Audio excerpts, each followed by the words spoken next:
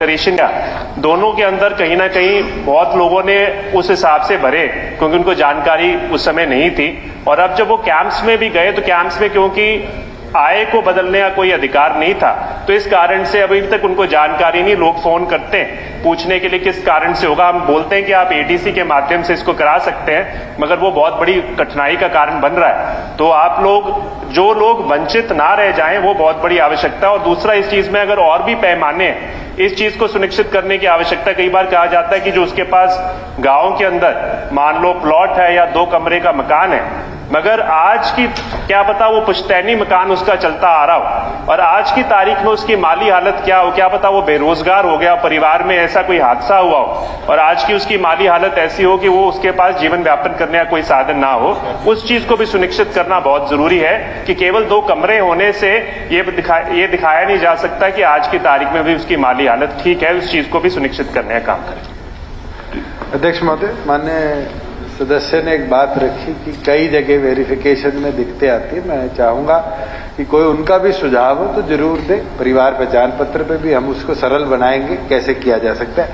मगर जहां आप बात कह रहे हैं कि परिवार की आय फ्लक्चुएट करती है, परिवार पहचान पत्र जो है वो पहले एसईसी की डाटा की तरह नहीं है कि आज अमीर था कल गरीब हो गया। ये प्रोएक्टिव प्रोसेस है और उसके अंदर किसी के परिवार की आय अगर फ्लक्चुएट करती है तो उसको तुरंत रीवेरीफाई करा सकता है और उसकी श्रेणी बदलती रहेगी।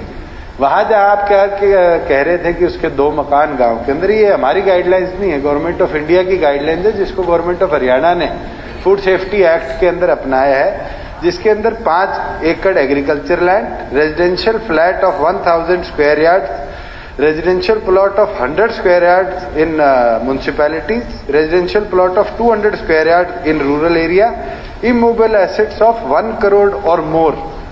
ये गाइडलाइंस है जिसके अंदर हम इकोनॉमिक वीकर सेक्शंस को गवर्नमेंट ऑफ इंडिया की डायरेक्शंस के अनुसार फॉलो करते हैं। मैं तो चाहूंगा कि किसी भी सदस्य के कोई भी सुझाव हो जिसके अंदर वेरिफिकेशन प्रोसेस और सरल हो, जल्दी इसके अंदर कार्रवाई हो और आम नागरिक को ईडब्ल्यूएस के लाभ मिले, तो हरियाणा सरकार उसको जरूर अपनाने का काम करे। धन्यवाद। एक इसके अंदर बात हुई है जो सरलता की बात कह रहे हैं कैसे बेहतर हो। मैं वही कहूंगा कि जो आपके कैंप लगाए जाएं, इन कैंप्स में कम से कम जो इनकम का किसको कैसे ठीक किया जाए उसको भी एक पैमाना वहीं पर एटलीस्ट वो बंदा अपना उसके अंदर सिस्टम में डलवा तो सके।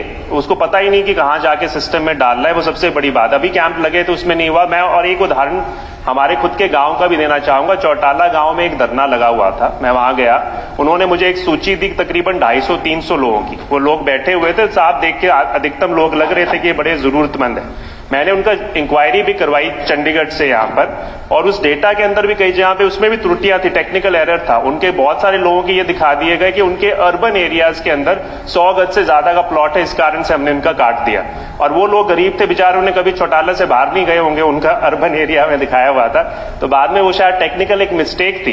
तो बट मैं ये कह रहा हूं इस तरह की बहुत सारी त्रुटियां आज की तारीख में भी हैं। तो केवल और केवल जो लोग आपने लाभार्थी नहीं थे उनको निकालने का काम किया, वो बहुत सही बात, मगर जो लोग लाभार्थी होने चाहिए। और कोविड के बाद सर बहुत बड़ी बात है, जो मैं इनकम के पैमाने की बात कर रहा हूं, कोविड के बाद बहुत सारे लोगों की जो शायद 1,80,000 से थोड़ा सा ऊपर थे, वो आज की तारीख में बहुत बड़ी बेरोजगारी की मार झेल रहे हैं। तो उनका विशेष ध्यान रखें। उसके लिए जो इनकम का पैमाना है उसको सरल बनाने के लिए कुछ प्रयास जरूर किए जाए और जो भी सहयोग मिल सके दे सकेंगे हम कोशिश करेंगे। माननीय सदस्य ने खुद ही एक बात कही कि निकाल दिए और नए नहीं बनाए। उनसे 12.5 लाख की पार्टी के सदस्य शीशपाल जी ने कहा कि 12 लाख से 15 लाख नए लोग नए बने।